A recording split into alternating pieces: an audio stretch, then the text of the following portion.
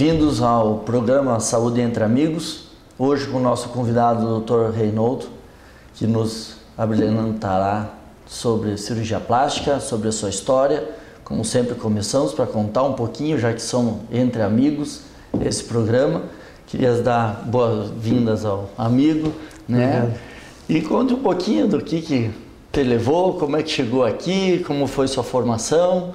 E vamos bater um papo para você contar um pouquinho da sua vida. Vamos lá. Bom, eu sou natural aqui de Joaçaba, né? Como vocês somos nasceram na terra, né? Então eu fiz minha formação até o colégio aqui em Joaçaba, né? Fui aluno dos maristas, fez 70 anos. É verdade. Esse ano o colégio marista. Depois da minha formação acadêmica eu fiz toda no Rio Grande do Sul, né? Primeira faculdade em Pelotas e a formação em cirurgia geral, depois cirurgia plástica em Porto Alegre. Tá. E também fui aluno fiquei uma temporada na Espanha, fui aluno do Dr. Planas em Barcelona. Isso posteriormente. Né? Que bom. Fez URGS lá? Não, eu fiz a PUC. Ah, né? Fez PUC?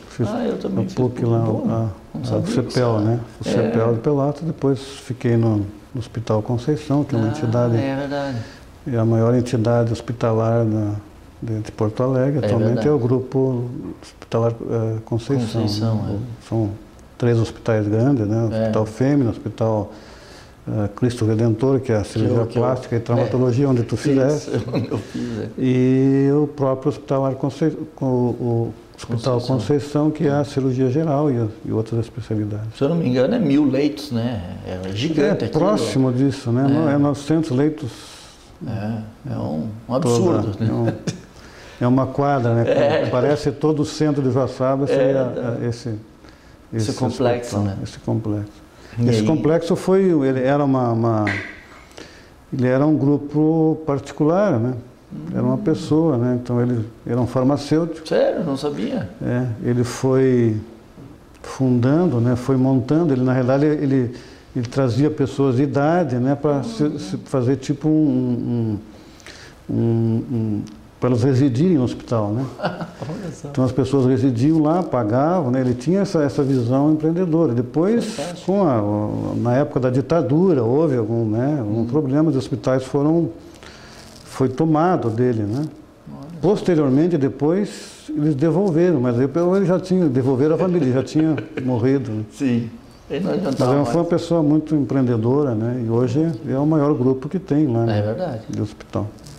Que bom. E aí resolveu vir para cá, botar a mão na massa. Pois eu, quando voltei, né?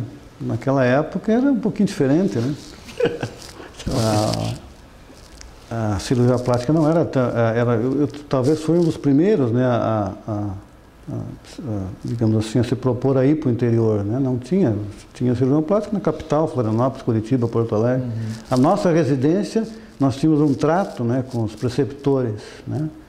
Tu era obrigado a ir para o interior. Ah, é? Eles faziam para a gente não digo um contrato, mas um acordo de cavalheiros, né? Então tu ganhava o ensinamento, mas tu era obrigado a nossa uma residência para o interior, né? Não ficar lá com Não eles. ficar lá para não fazer com eles. Então, hoje é diferente, né? Claro. Hoje não tem mais isso. Não se conversa mais nesse nível, né? Apesar que o governo está incentivando agora médicos a irem para o interior, para o norte, nordeste, para desenvolver isso, né? Mas na cirurgia plástica é novidade, eu não sabia dessa. A minha residência era assim, né? Que legal. Mas eram poucas pessoas naquela época, eram coisas diferentes. Hoje as coisas mudaram totalmente, né? A formação. Hoje eu já tenho, meu menino já entrou esse ano na URGS, né? Está fazendo cirurgia plástica, então é um aprendizado diferente, uma coisa diferente de outra forma daquela época, gente. Até a aceitação, né? A gente passava, por exemplo, aqui em Joaçaba, havia uma certa resistência, né? Hoje as pessoas que chegam, os profissionais que chegam, já chegam num outro nível, né? A pessoa a especialidade já foi colocada, já está à disposição. Quer dizer, então, os mais novos, né, não passaram por aquele período de carência que a gente passou. É verdade. Né? Você deve ter notado também. Sim.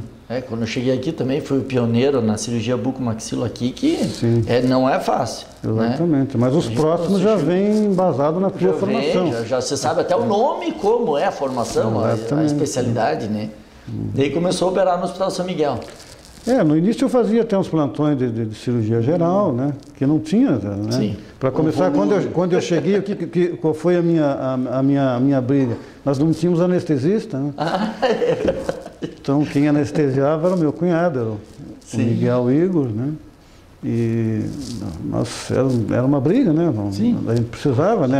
Na realidade, as cirurgias não se operava, digamos assim, se fazia cirurgia de urgências, né? Coisas que não predispunha, que não precisasse do anestesista, mas a cirurgia plástica não, tu leva um paciente sadio, um paciente rígido, né? Então há necessidade de ter esse, né? Claro. Então a nossa primeira briga foi a busca do anestesista, então veio o Tanaka, né? E esse vai ser o próximo. Então aí nós tínhamos que, a primeira coisa, aceitar que as pessoas que tivessem o anestesista, né, como especialidade também. Então foi outra briga. Aquilo foi, paulatinamente, foi sendo aceito. Depois começaram a vir outras especialidades, né?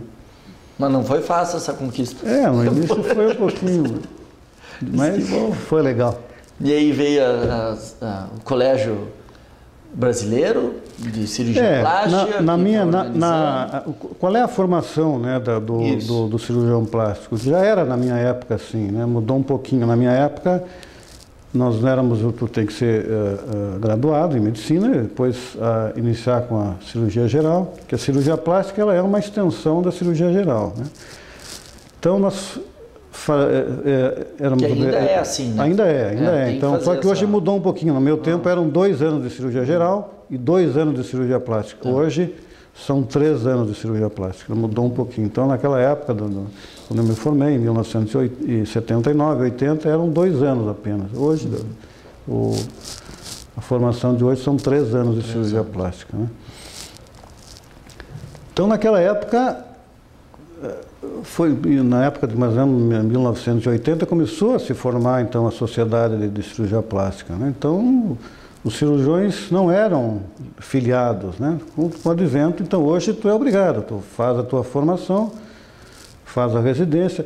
Existem residências que são credenciadas do MEC, que ao terminar você já recebe o título de especialista que é fornecido pelo Conselho Federal da Medicina, né? Existem outras residências que são serviços credenciados pela Sociedade Brasileira de Cirurgia Plástica. Esses são, eles exigem ao final desse 3º ano de cirurgia plástica uma prova.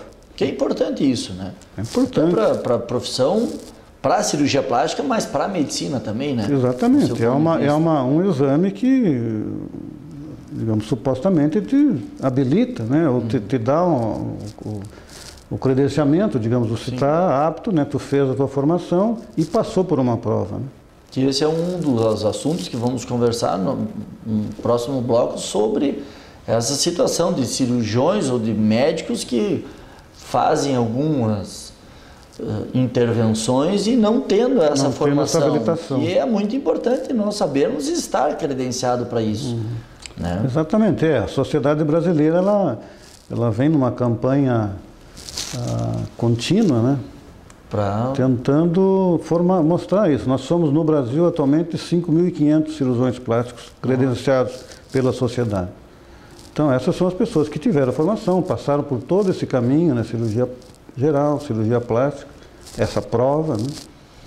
Então essas são pessoas habilitadas. Isso existe no site da sociedade, né? Então cada cidade para ser credenciado, para ser procurado, né? Bem, amigos do programa Saúde Entre Amigos, vamos aos comerciais e logo voltamos para um bate-papo com o Dr. Reinoldo.